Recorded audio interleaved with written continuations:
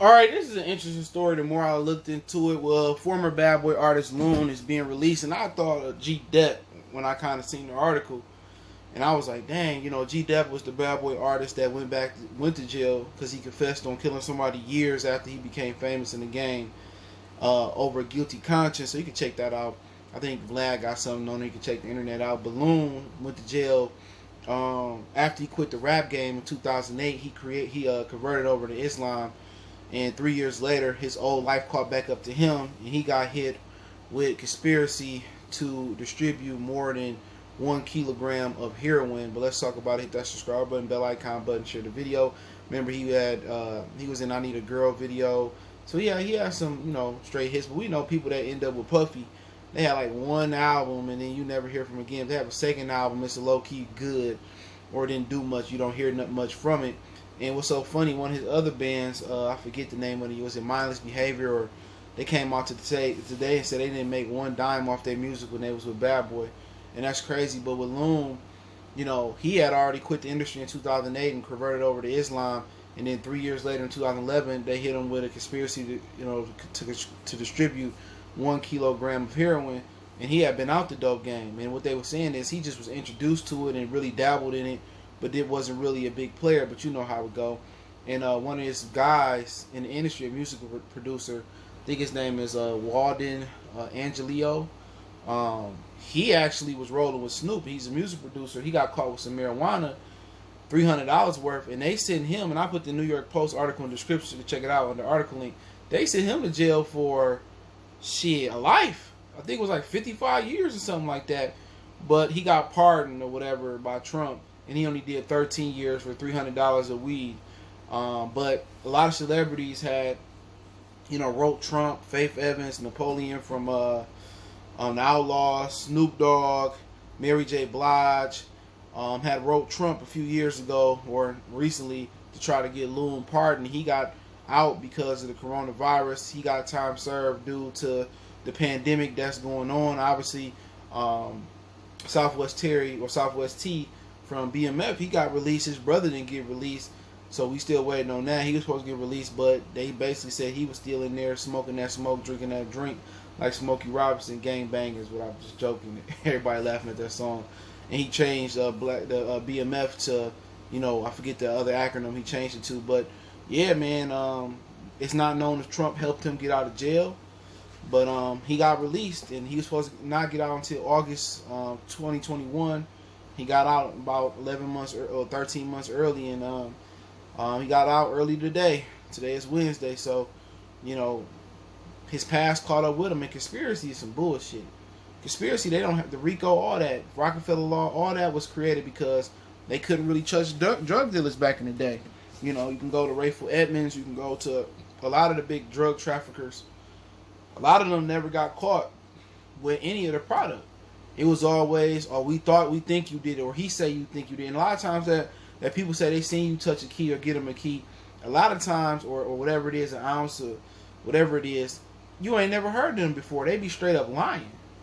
You know what I'm saying? But the feds, they a lot of times, they got to cut corners like that. They got to get their hands dirty to catch these guys. But today, it really ain't that hard, man, because they not as smart as the drug traffickers of back in the day. And I was watching, you can check out Al Prophet channel. He do a lot of the, drug stories over there. And he did a story on a guy. He was with one of the older drug traffickers in Detroit before Maserati Rick. And he was Eddie Jackson, forget the dude's name. Been a while since I watched it. He said one of the dudes that was supplying him, the feds started to crack down on them. He vanished and they never caught him again. Never seen him again. That's how smart he had a contingency plan where they could never catch him. To this day, they still caught him. This was in the 60s and the 70s. So he been on the run for years. But with Loon, I know it feel good to get out. He planned on starting a production company, doing prison rehabilitation. Also, he trying to come out with a TV show about his life or a movie about his life. And this ain't even no dude that was like, supposed to be Big Meech. This wasn't even no dude that was supposed to be the guy. They said he was just introduced to it. You know what I'm saying? And if you really deep in it, you can't just be deep in it and start rapping and you ain't touching it no more, you know, usually the resignation out the dope game is arrest with prison or you dead. You just can't walk away if you really distributing on that level. You can't just say, all right, Jamie, take over my shit, I'm going to rap. No, man. A lot of times this death do its part when you talk about the drug game. If you really a drug trafficker and a kingpin, you don't think, you know, Frank Lucas could have made his first $100 million and walk away, or all these dudes? Hell no, I mean, you can't just walk away from the dope game like that, man. But Loon is free, and I forgot all about Loon was sitting in there, man. He had converted to Islam before he even stepped into the penitentiary, so he did it roughly about 8. You know, got out about 13 months early. I know he was happy about that.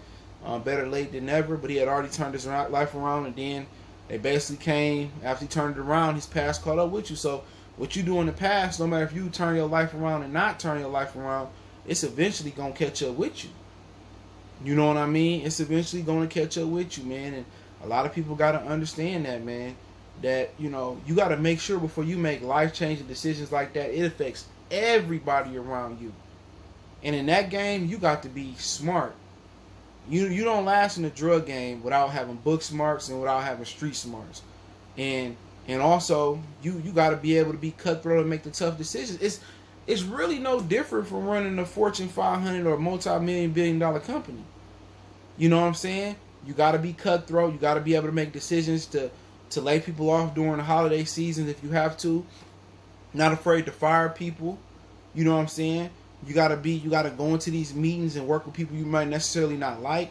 Only thing is, one is legit and one is not legit. And one, you gotta look over your back and lay people down if you have to. So, like I said before, man, you know, before people think about getting in that game, ain't no money in it no more. Not no real money. And you gotta be able to be a saver. You gotta be able to know math. You know, it's just like if you go in there and sell a little weed, a little dope, you know what I'm saying? It's not worth it. You might as well get a 9 to 5. You know what I'm saying? Unless you really, really smart enough to be able to stack the money. Because if you doing that and you risking your life on these streets, and you ain't got money to bail out or beat a case, it's been a lot of people that beat cases that came out broke. So guess what? You enjoyed the sweet life for a minute. You avoided the penitentiary, but now you back to ground zero and all the feds' eyes on you. So you can't go back to doing what you was doing unless you want to go to jail. You know what I'm saying? So, like I said before, man, you know, it's hard to get out of that game. It's hard to erase it from your past. Don't do it. That's why I never did. I had multiple opportunities, but it never added up to me. I've never been one of them guys that would look over my shoulders, be in and out the pen. Rather have just, you know, done it the right way, or at least tried to do it the right way. But hey, welcome home to Loon. Salute to him, man. He already had changed his life around going in there. You know, come out with it being still the same changed man he went in there. So I look forward to his movie, his TV shows, a production company. I look forward to, you know, he had already quit the rap game. I look forward to his prison rehabilitation and speaking to the youth. So blessings to him, man.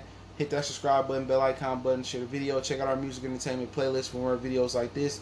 Keep sharing the videos. Want to make a donation, just share the video. Cash App, PayPal description. And also, then, you know, reach out to me on social media, Facebook, Instagram, Twitter. Links in the description. We also got a Facebook group as well. One time for the one time. We got